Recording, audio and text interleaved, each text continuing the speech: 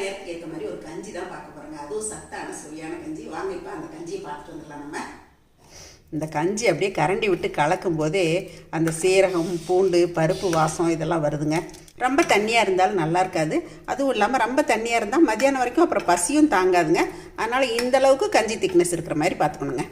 சத்தான கஞ்சியை நம்ம சிறுதானியத்தில் கூட செய்யலாங்க. வெயில் காலமாக இருந்தால் இதில் வெந்தயம் சேர்த்து கூட தாளிக்கலாங்க. தாளிக்கும் போது இந்த மாதிரி ஒரு கஞ்சி வச்சு இந்த மழை நேரத்தில் சாப்பிட்டா டேஸ்ட்டு வேறு லெவலாக இருக்குங்க. இப்போ இந்த கஞ்சி எப்படி வைக்கிறதுன்னு சொல்கிறேங்க.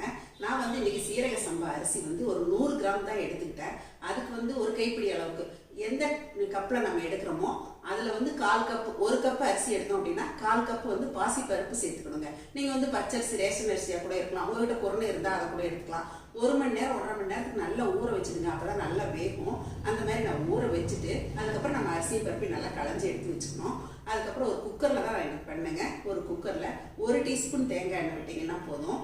கொஞ்சம் சோம்பு, கொஞ்சம் சீரகம், ஒரு 10 பல் பூண்டு போட்டுக்குங்க. இதையெல்லாம் போட்டு நல்லா வதங்கிட்டு இருக்கும்போதே கொஞ்சமாக இஞ்சி தட்டி போட்டுருங்க.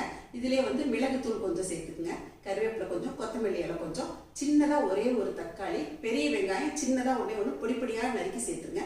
ஒரு பச்சை மிளகாய் பொடிப்பொடியாக நறுக்கிட்டு இதையெல்லாம் சேர்த்துட்டு தேவையான அளவுக்கு நம்ம தண்ணி விட்டுக்கலாங்க. அரிசி பருப்புமா சேர்த்து 1 டம்ளர் நம்ம எடுக்கிறோம் அப்படின்னா 6 டம்ளர் அளவுக்கு நம்ம தண்ணி வைக்கலாம். நல்லா தாராளமாக வச்சாதான் நல்லா தளதளன்னு கஞ்சி நல்லா இருக்குங்க. நல்லா தண்ணி ஊற்றிட்டு தண்ணி கொதிச்சு வரும்போது தேங்காய் துருவல் ஒரு 2 டீஸ்பூன் போட்டுக்குங்க.